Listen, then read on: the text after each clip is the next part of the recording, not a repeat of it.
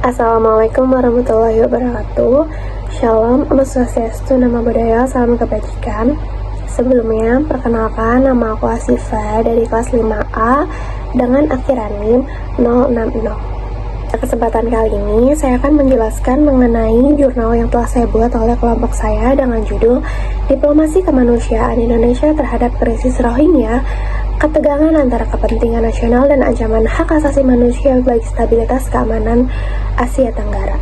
Nah, pada jurnal ini membahas mengenai krisis Rohingya yang merupakan salah satu tragedi kemanusiaan yang paling kompleks di Asia Tenggara, di mana hal ini berawal dari adanya diskriminasi struktural di Myanmar yang dialami oleh etnis Rohingya serta mengalami kekerasan dan juga adanya pengusiran paksa, bahkan bentuk-bentuk pelanggaran HAM yang berat seperti pembunuhan massal, pemerkosaan, dan juga krisis ini tuh nggak hanya menjadi persoalan yang domestik saja, tapi juga sudah berkembang menjadi permasalahan yang regional yang dapat mempengaruhi stabilitas keamanan Asia Tenggara itu sendiri, di mana penelitian ini juga mencoba menjawab bagaimana Indonesia itu menjalankan diplomasi kemanusiaan dalam menghadapi krisis tersebut, serta bagaimana dampaknya bagi stabilitas keamanan di kawasan Asia Tenggara. Selanjutnya ada temuan pertama dari hasil kajian penelitian ini dalam jurnal ini, yaitu membahas mengenai pelanggaran hak asasi manusia yang terjadi pada etnis Rohingya, yang dimana hasil ini itu menunjukkan bahwa etnis Rohingya itu mengalami pelanggaran HAM yang cukup serius. Mereka itu dirempas kewarganegaraannya melalui Undang-Undang Kewarganegaraan Myanmar pada tahun 1982, sehingga menjadi statusnya adalah stateless. Nah, ada pun serangan militer pada 2017 yang menyebabkan ribuan korban jiwa dan juga gelombang pengungsian besar-besaran yang melintasi berbagai perbatasan negara, termasuk di Indonesia. Nah, pelanggaran ini tuh nggak hanya melukai martabat kemanusiaan saja, tetapi juga memicu adanya instabilasi regional karena dapat menimbulkan arus pengungsi serta potensi konflik sosial yang cukup tinggi hingga adanya kejahatan lintas negara.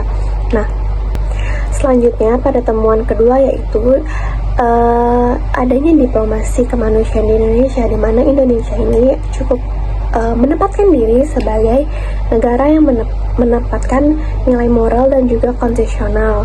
Nah, meskipun tidak meratifikasi konvensi pada tahun 1951, Indonesia tuh tetap menerima pengungsi Rohingya terutama di Aceh.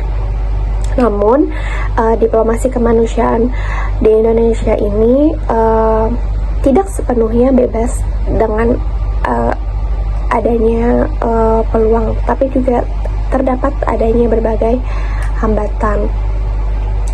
Salah satunya itu adalah kepentingan nasional dan keamanan. Ini juga termasuk keterbatasan fasilitas dan juga adanya perdagangan manusia yang dimana adanya resistensi masyarakat juga, khususnya di Aceh itu dimana sentimen publik ini merubah dari empati menjadi kelelahan sosial. Selanjutnya, kami juga menyimpulkan bahwa diplomasi Indonesia itu bersifat kemanusiaan rasional, yaitu menggabungkan nilai moral dengan perhitungan strategis. Nah, temuan ketiga yaitu adalah dampak terhadap stabilitas keamanan regional, di mana krisis Rohingya ini berdampak langsung pada keamanan Asia Tenggara, yaitu arus pengungsi itu menciptakan berbagai macam risiko, termasuk adanya konflik sosial di beberapa negara tujuan. Nah, ketegangan antar negara ini mengakibatkan perbedaan kebijakan yang dimana meningkatnya perdagangan manusia, penyeludupan, terus juga hingga potensi dan juga radikalisasi. Nah, ASEAN sendiri ini belum mampu merespon secara tegas karena terhalang prinsip dari non-intervensi itu sendiri. Akibatnya penanganan itu lebih banyak bersifat simbolik dan belum menyentuh pada akar masalahnya. Selanjutnya, kesimpulan keseluruhan dari hasil jurnal ini itu menegaskan bahwa diplomasi kemanusiaan Indonesia mampu menyeimbangkan nilai moral dan juga kepentingan nasional. Nah, Indonesia ini mengambil peran penting sebagai penengah dan juga pemberi bantuan meskipun dihadapkan dengan tantangan domestik dan lemahnya dukungan regional. Kedepannya ASEAN juga perlu untuk memperkuat mekanisme perlindungan hak asasi manusia dan berani menafsirkan ulang prinsip non-intervensi. Sementara Indonesia juga perlu untuk memperkuat kerangka hukum pengungsi agar diplomasi kemanusiaan itu tidak hanya responsif saja, tetapi juga adanya keberlanjutan.